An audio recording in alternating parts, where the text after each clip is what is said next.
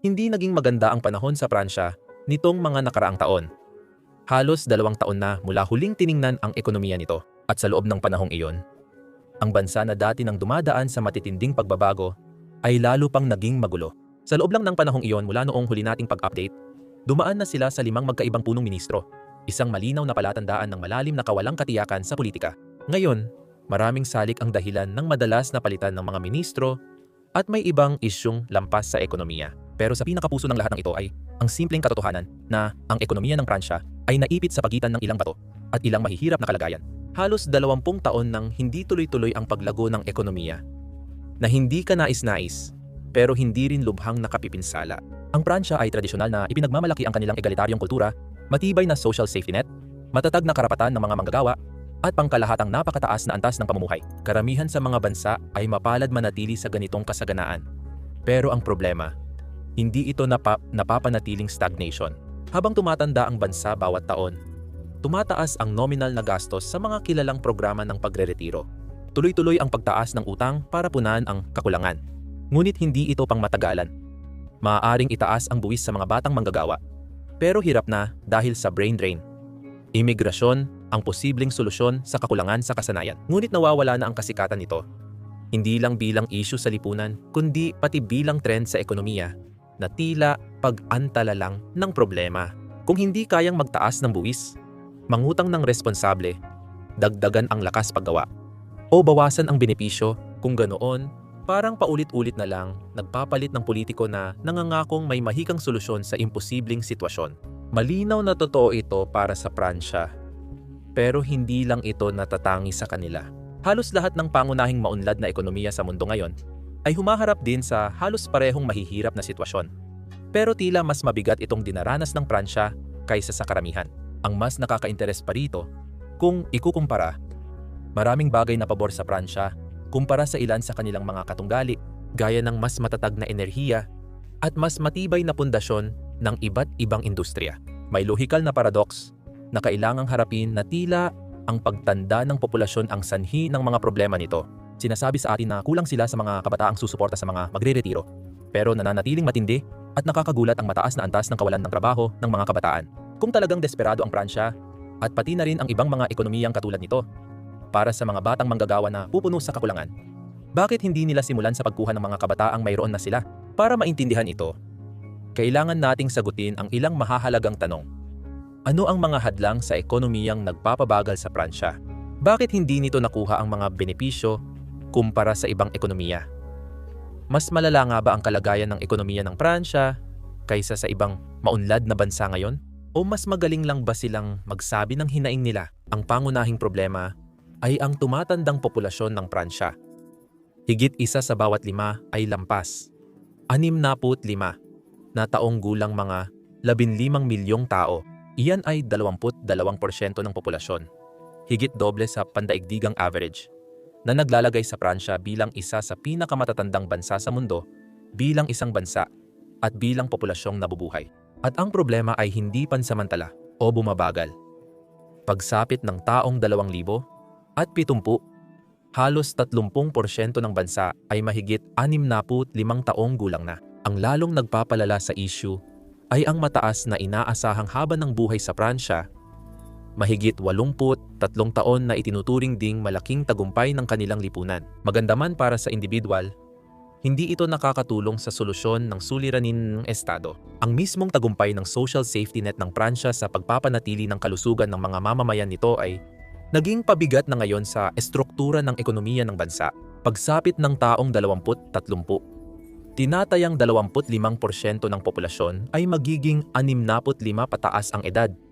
At ang mga matatanda ay lalo pang tumatanda. Sa hindi kalayuang hinaharap, magkakaroon ang Pransya ng kasing daming tao na lampas 75 taong gulang gaya ng bilang ng mga lampas 65 taong gulang ngayon. At kahit 10 taon lang ang pagitan, malaki ang pagkakaiba ng isang taong 65 at isang taong 75 ang edad. Ang una, sa karaniwan, ay kaya pa ang maga ang trabaho, at karamihan ay kaya pang alagaan ang kanilang sarili. Hindi ito masasabi para sa karamihan ng mga taong 75 taong gulang. Ang malamig at matigas na katotohanan ng estadistikal ay habang tumatanda, tumataas din ang pasaning pinansyal. Ang problema, wala pang agarang solusyon. Ang mga binhi ng pagbabagong demograpiko na ito ay itinanim mga dekada na ang nakalipas. At gaya ng alam nating lahat, hindi mo na kayang ibalik ang oras. Ang tumatandang populasyon ay hindi lang problema ng Pransya, kundi karaniwan sa mga mauunlad na bansa. Natatangi ang Pransya dahil nakabuo ito ng pinakamalawak na social safety net sa mundo, ang La Secu. Bagamat naging egalitarian ang lipunan, may gastos itong hindi na kayang tustusan ng bansa. Sa kasalukuyan, ang pampublikong paggasta ng Pransya ang pinakamataas sa European Union, na umaabot sa nakakagulat na 57% ng gross domestic product. Ikinukumpara pa ito sa ibang bansang Europeo na kadalasang mas maraming serbisyong pampamahalaan. Ang paggasta ng pamahalaan sa United States of America, kung ikukumpara, ay umaabot lamang sa 38% ng kanilang gross domestic product, halos 20% na mas mababa kaysa sa Pransya. Kung susuriin pa ng mas malalim, malinaw na makikita ang bigat ng social safety net. Halos 32% ng kabuuang gross domestic product ng Pransya ay nakalaan lamang para sa paggasta sa mga benepisyong panlipunan. Malaki ang taunang bayarin na dapat bayaran kahit huminto ang paglago ng ekonomiya ng Pransya. Saan kinukuha ang pera para rito? Sa teorya, ang buwis ay iba sa pribadong pensyon o 400 at 1K na iniipon at ini-invest mo para sa kinabukasan. Ang social security system ng Pransya ay pay-as-you-go. Kasalukuyang manggagawa ang nagbabayad para sa mga retirado. Kaya nagkakaroon ng problema. Noong dekada 60 at 70, gumana ito dahil may halos 4 na manggagawa bawat retirado. Ngunit habang tumatanda ang populasyon, bumaba ang rasyo na ito. Sa ngayon, may tinatayang 1.9 na manggagawa na sumusuporta sa bawat pensyonado sa Pransya. At ayon sa kasalukuyang mga pagtataya, lalo lang lalala ang sitwasyon. Ang Pransya ay nasa 100 at kailangang gumawa ng mahihirap na desisyon para matugunan ang lumalaking problema nila. 2 malinaw na opsyon ang lumalabas. A. Taasan ang buwis ng nababawasan ng lakas paggawa. O B. Bawasan ang benepisyo ng mga kasalukuyan at susunod na magre-retiro. Ngunit hindi ganoon kasimple ang mga bagay, lalo na sa Pransya. Pag-usapan natin ang option A. Taasan ang buwis.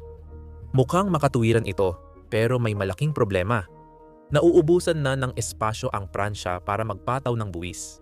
Palaging pinananatili ng Pransya ang halos pinakamataas na tax to gross domestic product ratio sa 38 bansa ng Organization for Economic Cooperation and Development na umaabot sa napakalaking 44%. 44 sa bawat $100 na nalilikha sa ekonomiya ng Pransya ay diretso agad sa gobyerno, mabuti man o masama. Para suportahan ang kanilang napakalaking sistemang panlipunang seguridad, ang Pransya ay may isa sa pinaka-agresibong sistema ng buwis sa buong mundo, na may progresibong sistema ng buwis na nagsisimula sa 0%, ngunit mabilis na tumataas hanggang 45% para sa pinakamalalaking kumikita. Komplikado ang sistema ng buwis dahil sa iba't ibang buwis sa kita at kontribusyon sa Social Security mula sa empleyado at employer. Ang karaniwang manggagawa sa Pransya ay nagbabayad ng humigit kumulang 28% sa buwis, ngunit mas malala pa ito kaysa doon. Karaniwan, ang kabuuang buwis ng bawat empleyado sa Pransya ay 47%, kabilang ang personal na buwis sa kita at social contribution. Ang mga buwis sa social contribution sa Pransya ay pinaghahatian ng empleyado at ng amo. Sa karaniwan, bukod pa sa sahod, ang amo ay nagbabayad ng karagdagang 45% ng kabuuang sahod sa estado bilang social contributions. Nagiging sanhi ito ng mataas na gastos sa paggawa, pumipigil sa paglago ng ekonomiya, at nauuwi sa problema ng kawalan ng trabaho ng kabataan. Ngunit bago iyon, talakayin muna natin ang option B, pagbabawas ng mga benepisyo. Kung hindi na kayang taasan ng Pransya ang buwis sa manggagawa o korporasyon, alternatibo ang pagbawas ng benepisyo sa pagre-retiro sa pamamagitan ng pagbawas ng bayad o pagtaas ng edad. Pero mahirap itong gawin. Madaling isipin na lohikal ang solusyon sa teorya. Pero sa aktwal na pagpapatupad ng patakarang pang-ekonomiya, bihirang tumugma ang resulta sa teorya. Pinangangalagaan ng mga Pranses ang kanilang social safety net na itinuturing nilang mahalagang karapatan. Bunga ito ng mga dekada ng sama-samang pakikipagkasundo at isang fundamental na kasunduan sa pagitan ng mamamayan at ng estado. Hindi bago sa mga Pranses ang pagbabawas ng mga benepisyo at gayon din ang pagpoprotesta. Mahilig ang mga Pranses dito at magaling sila rito. Sa halip na debate lang sa parlamento, parang deklarasyon ng digmaan sa lansangan kapag may plan B ang mga politiko. Kamakailan lang, noong 2023, iminungkahi ni Pangulong Macron at ng kanyang gobyerno ang reforma sa pensyon na magtataas ng edad ng pagre-retiro mula 62 hanggang 64 at magdadagdag ng kinakailangang taon ng pagtatrabaho mula 42 hanggang 43. Sa kasaysayan, ang mga Pranses ay nagkaroon ng isa sa pinakabatang edad ng pagreretiro sa buong mundo. Dagdag pa rito, ang kanilang inaasahang haba ng buhay ay kabilang sa pinakamataas sa European Union at malinaw na makikita na ito ay naging isang magandang kasunduan para sa mga mamamayang Pranses. Ngunit hindi nakakagulat, ang 62 ay itinuturing ng mataas ayon sa pamantayan ng mga Pranses, lalo na kung ikukumpara sa bagong mungkahing edad na 64 noong dekada 90 at 2000, mas mababa sa 60 ang karaniwang edad ng pagre-retiro sa Pransya. Nagbago ito noong 2010 sa ilalim ni Pangulong Nicolas Sarkozy. Hindi nakakagulat, hindi tinanggap ang pagbabago at nagdulot ng kaguluhan sa Pransya, kung saan milyon-milyon ang sumali sa mga welga at protesta. Nag-ipon ng basura sa loob ng ilang linggo at sa buong bansa, isa sa bawat 4 na istasyon ng gasolina ay naubusan ng supply dahil sa pagharang ng mga nagpoprotesta sa mga imbakan ng gasolina. Sa kabila ng marahas na reaksyon, nagtagumpay ang gobyerno ni Sarkozy na maisulong ang mga reforma. Itinaas ang minimum na edad ng pagreretiro sa Pransya sa 62. Ang lahat ng iyon ay nagsasabing nakahanda na ang entablado para sa hindi popular na mga reforma ni Macron noong 2023 at ang mga Pranses ay tumugon, gaya ng inaasahan, sa pamamagitan ng malawakang welga at galit ng mga protesta. Noong 2019, sinubukan ni Macron ang reforma sa pensyon pero nabigo, na humantong sa pinakamahabang welga sa bansa. Ngayon, porsigido siyang magtagumpay kahit may matinding pagtutol. Nang hindi mapasa ni Macron at gobyerno ni Borne ang resolusyon sa parlamento, ginamit ni Macron ang kontrobersyal na Artikulo 40.3 ng Konstitusyon. Ang Artikulo 49.3 ay ipinakilala noong 1958 ni Charles de Gaulle bilang huling paraan, ngunit mahalagang kasangkapan upang ayusin ang mga pagkukulang ng ika-4 na Republika ng Pransya. Isang magulong panahon ng pagkakabahabahagi sa parlamento na nakaranas ng nakakagulat na 21 pagpapalit ng gobyerno sa loob ng 12 taon. Layunin nitong dagdagan ang katatagan ng politika at palawakin ang kapangyarihan ng gobyerno. Isang nuclear option para matiyak ang pagpapatuloy ng Estado kahit watak-watak at hindi magkasundo ang pambansang asembleya. Tuwiran ang artikulo pero nakakabahalang hindi ito demokratiko. Pinapayagan nito ang punong ministro na akuin ang responsibilidad ng gobyerno upang maipasa at maipatupad ang mga panukalang batas nang hindi dumadaan sa pagsusuri ng parlamento. Kapag napagtanto nilang mabibigo ang kanilang panukalang batas sa botohan, ginamit ni Macron at punong ministro Elizabeth Borne ang artikulo para gawing batas, ang reforma sa pensyon at itaas ang retirement age sa 64. Kapag ipinatupad na, may probisyon para sa boto ng kawalan ng tiwala. 2 ang sumunod ngunit nabigo, kaya nakatali ang kamay ng parlamento. Ngunit ang mga mamamayang Pranses ay hindi basta-basta tinanggap ang pagbabago. Ayon sa mga survey, halos 80% ng populasyon ang naniniwalang hindi makatarungan ang paggamit ng Artikulo 49.3. Parang ayon sa schedule, nagprotesta ang mga Pranses sa lansangan. Sabik na marinig ang kanilang tinig. Muli na naman, nagkaroon ng mga welga, nagsara ang mahahalagang industriya, at nag-ipon ng basura. Kasunod nito, bumaba ang approval rating ni Macron sa isa sa pinakamababa sa modernong kasaysayan ng Pransya. Bilang mga ekonomista, gusto naming magmukhang hiwalay sa politika. Pero kahit ang pinakamahusay na ideya sa ekonomiya ay kailangan ng administratibong suporta para magawa. Ito ang temang dapat tandaan. Nagdurusa ang Pransya dahil kailangan ng malalaking pagbabago sa pulisya, ngunit kulang ang politikal na kagustuhan. Gayunpaman, naipatupad ni Macron ang reforma sa pensyon bilang batas. Sa huli, tuloy ang buhay. Unti-unting humupa ang protesta at bumalik sa trabaho ang mga Pranses. Ngunit kahit mukhang panalo na si Macron, malalaman niyang malayo pa ang katapusan ng laban. Lumipas ang panahon hanggang sa taong 2025 at muling naging paksa ng debate ang mga reforma sa pensyon ni Macron. Ngunit sa pagkakataong ito, nagbago na ang ihip ng hangin. Noong 2024, sinubukan ng punong ministro ni Macron, Michel Barnier, na gamitin ang parehong paraan na ginamit ni Macron at Borne noong 2023 upang maipasa ang budget para sa Social Security na kinabibilangan ng pagtaas ng buwis at pagbabawas ng gastusin bilang pagsisikap na mapigilan ang lumalalang depisit ng Pransya. Gaya ng dati, ang paggamit ng artikulo ay nagbibigay daan sa isang boto ng kawalang kumpiyansa at sa pagkakataong ito ay naipasa. Tagumpay ito sa unang pagkakataon mula noong 1962. Bumagsak na ang pamahalaan ni punong ministro Michel Barnier. Nagtagumpay si Barnier bilang pinakamaikling nagsilbing punong ministro sa kasaysayan ng ika-5 Republika ng Pransya. Tumagal lang ng 90 araw. Pinalitan siya ni François Bayrou na matapos ang 9 na buwang deadlock sa parlamento ay nagpa siya ng self-imposed na boto ng kumpiyansa sa pagtatangkang maisulong ang kanyang mahigpit na budget. Bumalik ito sa kanya, siya ay natanggal sa puwesto at sa paggawa nito, naging kauna-unahang punong ministro ng Pransya sa makabagong kasaysayan na nakagawa ng ganoong bagay. Magkakaroon ang Pransya ng ika-5 punong ministro sa loob ng 2 taon.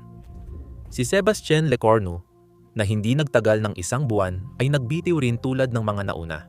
Ngunit muling itinalaga siya kinabukasan. Bumalik ang kaguluhang pampolitika ng ika-4 na Republika ng Pransya na akala ni Charles de Gaulle ay tapos na walang palatandaan ng paggupa. Balik tayo sa kasalukuyan at hindi pa tapos ang labanan. Sa katunayan, kabaliktaran pa nga. Ang mga reforma ni Macron na pinaglabanan niya ng husto ay mas nanganganib ngayon kaysa dati. Noong 2026, muling naharap si punong ministro Lecornu sa pamilyar na problema. Para maiwasan ang pagbagsak ng gobyerno, sinuspinde niya ang mga reforma sa pensyon ni Macron. Sa ngayon, nananatiling 62 ang edad ng pagre-retiro at kasabay nito, nawala na rin ang pag-asa para sa mga reforma sa kakulangan. Hindi bababa hanggang 2028 na saktong pagkatapos ng susunod na eleksyon. Matagumpay na naiwasan ng gobyerno ang isa pang botohan ng kawalan ng tiwala, ngunit kapalit nito ay napakalaking gastos sa pananalapi. Nagbabala ang mga ekonomista na ang pagkaantala ay magdadagdag ng bilyon-bilyon sa kakulangan. Bumagsak sa kasaysayang pinakamababa ang approval rating ni Macron at sabik na sa pagbabago ang mga tao sa parlamento. Ang susunod na presidente ay haharap pa rin sa parehong demograpikong problema na may kaunting pagnanais para sa pagbabago.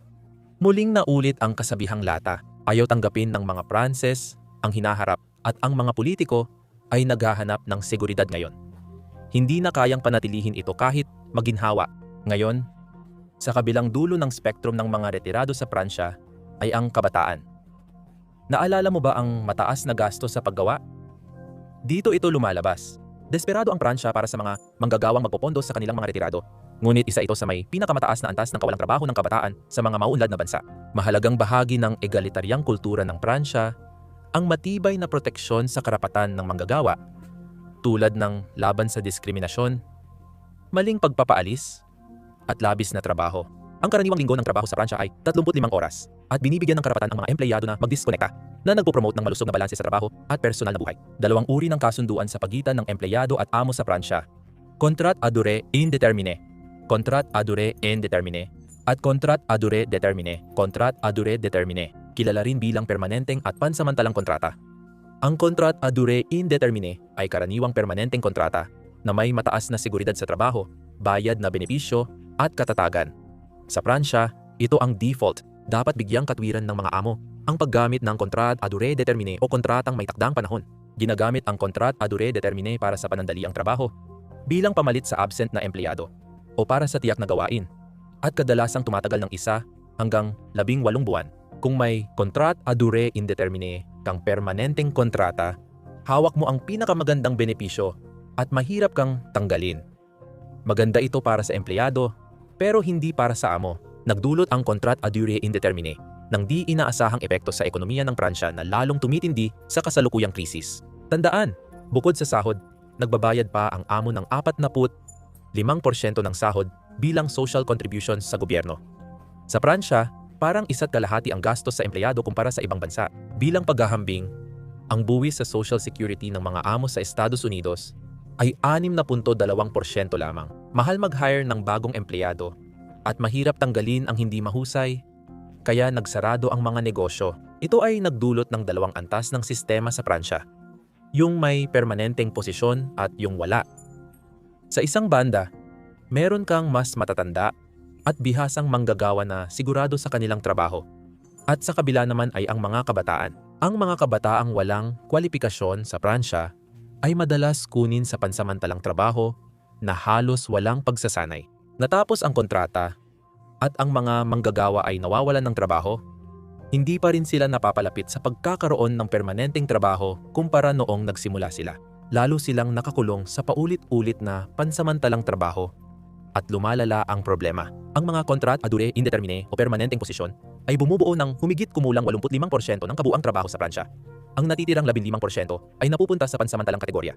Ngunit may nakakabahalang trend na lumilitaw. Ang mga permanenteng posisyon sa kanilang kalikasan ay nananatiling permanente, na may mas kaunting pag-alis at mas kaunting pagkuha ng bagong empleyado. Ngunit ang pansamantalang trabaho ay dumadaan sa isang struktural na pagbabago. Sa nakalipas na 2 dekada, ang bahagi ng mga bagong empleyado na napupunta sa kategorya ng fixed-term contracts na tumatagal ng wala pang 1 buwan ay tumaas mula sa bahagyang mababa sa 50% hanggang halos 70%. At sa Pransya, ang posibilidad na makalipat mula sa pansamantalang kontrata patungo sa permanenteng posisyon ay napakababa. Nasa pagitan lamang ng 10 hanggang 20%. Ang mga batas na nagpoprotekta sa manggagawa sa Pransya rin ang dahilan kung bakit nahihirapan silang makahanap ng magandang trabaho. Solusyon sa kakulangan ng manggagawa, imigrasyon. Maraming gustong mag-imigrante ang walang kasanayan. Kaya nauuwi rin sila sa parehong sitwasyon ng mga nakalimutang kabataan ng Pransya dahil sa mahigpit na sistemang may dalawang antas ng tagaloob at tagalabas. May henerasyon ng kabataang nakakaramdam na parang bisita lang sila sa ekonomiya ng bansa. Sila ang inaasahang magbayad para sa benepisyo ng sistemang maaaring di nila mapakinabangan. Mataas na gastos sa paggawa ang nagkukulong sa mga walang kasanayan sa labas ng trabaho. Sa kabilang dulo ng spectrum, naroon ang mga mataas ang pinag-aralan at kasanayan. Hindi sila nakakulong sa labas at mataas ang demand sa kanila, ngunit umaalis sila. Ito ang tinatawag na brain drain ng Pransya. Taon-taon, libo-libong Pranses na inhinyero, doktor at business graduates ay lumilipat sa Switzerland, Britain at United States para sa mas mababang buwis at mas mataas na kita. Kapag ang paglago ng iyong ekonomiya ay hindi umaangat, hindi mo gugustuhin na ang pinakaproduktibong mamamayan mo ay umalis at maghanap ng mas magandang oportunidad sa ibang lugar. Ang lumiliit na bilang ng mga bihasang manggagawa, kawalan ng puwang para magtaas ng buwis, at kawalan ng kagustuhan na bawasan ang mga benepisyo ay nag-iwan sa Pransya ng iisang solusyon. Napilitan ang Pransya na umasa sa utang para mapagtagpi-tagpi ang kanilang gastusin. Matagal nang ito ang pinakamadaling paraan, pero ngayon ay panahon na ng bayaran at maaaring magsara ang bangko. Paano sila nauwi rito? Sa totoo lang, nagsimula ito dahil sa pangangailangan. Nagsimula ang pag-ikot ng Pransya sa utang pagkatapos ng taong 2008 nang bumagsak ang pamilihan ng pabahay sa Estados Unidos na nagdulot ng krisis pinansyal na kumalat sa labas ng kanilang bansa at naapektuhan ang mga bangko ng Pransya at Europa. Sa kabila ng mga patakaran ng pagtitipid ng mga kapitbahay nitong bansa sa Europa, ginaya ng Pransya ang estratehiya ng Estados Unidos at sumandal sa planong pampasigla na pinunduhan ng utang para suportahan ang pagbangon. Mukhang naging epektibo ito. Imbes na maghigpit sinturon gaya ng ibang bansang Europa matapos ang krisis, natutong mangutang ang Pransya dahil sa halos dekadang mababang interes sa utang. Siyempre, halos libre lang naman ang pera noon hanggang sa hindi na. Diyan na pumasok ang pandemya ng COVID-19 para maiwasan ang ekonomikong at panlipunang sakuna ng lockdown. Muling bumaling ang Pransya sa malawakang pag-imprenta ng libreng pera bilang tugon sa pandemya. Kahit ano pa ang kailangan gawin. Ang utang ng Pransya kumpara sa gross domestic product ay umabot na sa hindi pa nangyayaring 115%. Halos doble mula noong magagandang araw bago ang 2008 at patuloy pa itong tumataas mula noon. Alam na natin na isa sa hindi magandang epekto ng malawakang stimulus ay inflasyon at naapektuhan din ang Pransya tulad ng ibang bansa. Tapos na ang libreng pera sa Pransya, ngunit huli na. Habang tinaasan ng European Central Bank ang rate kontra inflasyon, tumaas ang gastos ng pagre-refinance ng utang. Ngayon, ang gastos ng Pransya sa interes ay kapantay na ng sa depensa at lumalala pa ang problema. Sa ideal na sitwasyon, pwedeng umunlad ang isang bansa para makaalis sa utang. Pero ang ekonomiya ng Pransya ay hindi lumalago. Nananatiling stagnant. Hindi tumataas. Ang pangunahing kita ng bansa mula sa luxury goods at turismo ay nahaharap sa hamon at hindi sapat para pasiglahin ang paglago ng Pransya. Dahil dito, napapaisip ang lahat. Mabilis bang magiging susunod na Gresya ang Pransya? Bagamat hindi pa naaabot ng Pransya ang debt to gross domestic product ratio ng Gresya, papalapit na sila at nalampasan na ng Pransya ang bond yield ng Gresya. Nako, higit ito sa psikolohikal na dagok. Senyales ito na umaalis na ang mga mamumuhunan. Pero hindi ito bansa sa gilid ng Eurozone. Ngayon, ito ang ikalawang pinakamalaking ekonomiya sa kontinente. Kung magkakakrisis sa Pransya tulad ng Gresya, mas malala ito. Hindi lang Pransya ang may problema sa utang at demografiya. Marami ring mauunlad na bansa ang may kaparehong issue. Tingnan mo ang Estados Unidos. Mas mataas ang utang at budget na kakulangan nila kaysa sa gross domestic product. Ano ang pinagkaiba? May ilang bagay. Mas mabilis lumago ang ekonomiya ng Estados Unidos at matagal na itong nangyayari, habang ang Pransya ay hindi umuusad. Pangalawa, mas mahalaga, may pribilehiyo ang Estados Unidos bilang pandaigdigang reserbang pera, kaya halos walang limitasyon sa kanilang pangungutang at pag-akit ng pamumuhunan. Maliban na lang kung gagawa sila ng nakakabaliw na bagay na sisira doon. Ang Pransya, bilang bahagi ng Eurozone, ay kailangang sumunod sa Stability and Growth Pact na, sa teorya, nag-uutos na ang utang ay dapat mas mababa sa 60% ng gross domestic product at may 3% limitasyon sa deficit. Malayo na ang Pransya sa mga limitasyong iyon at nakuha na nila ang galit ng Brussels. Ipinatupad na ng European Union ang kanilang excessive deficit procedure na nag-uutos na dapat tapusin ng bansa ang labis nitong deficit pagsapit ng 2020 o humarap sa mga parusa, kabilang ang multa at mga sanksyon. Ang problema ay ang pagtupad sa mga rekisitong ito ay nangangahulugan ng paglipat sa pagtitipid. At gaya ng napag-usapan na natin, hindi pabor ang mga mamamayang Pranses sa pagtitipid at wala ring gana ang mga politiko rito. Mukhang ang tanging paraan palabas ay ang paglago. Habang mabilis na sumabak ang mundo sa AI revolution, malaking hadlang ang kakulangan ng enerhiya para sa mga data center nito. Sa kabutihang palad, ang Pransya ang may pinakamalaking nuclear energy base sa Europa. Kaya natatangi ang posisyon nito para suportahan ang hinaharap na inobasyon. Sa kasamaang palad para sa Pransya, kailangan nila ng 10-10 bilyong pamumuhunan. Ngunit kulang sila sa pera at kakayahang mangutang. Nasa alanganin sila ngayon. Kaunting paglago ng ekonomiya nila ay dahil sa gastusin ng gobyerno na hindi nila kayang tustusan at baka nauubos na ang oras para mangutang pa. Nahaharap sila sa bantang austerity mula European Union kung di nila maayos ang pananalapi. Pero posibleng magdulot ito ng kaguluhan o buwis na nagpapabagal sa paglago. Komplikado ang sitwasyon ng Pransya at walang madaling solusyon. Pero kailangang may magbago o magsakripisyo. Sila ba ang mga manggagawa, retirado, politiko o ekonomiya ng bansa? Kung nais mong makita ang lagay ng Pransya sa mas malawak na pagsubok ng Europa ngayon, naghanda kami ng buod ng mga pangunahing ekonomiya gaya ng Pransya na pwede mong i-click ngayon. Salamat sa panonood pare. Paalam.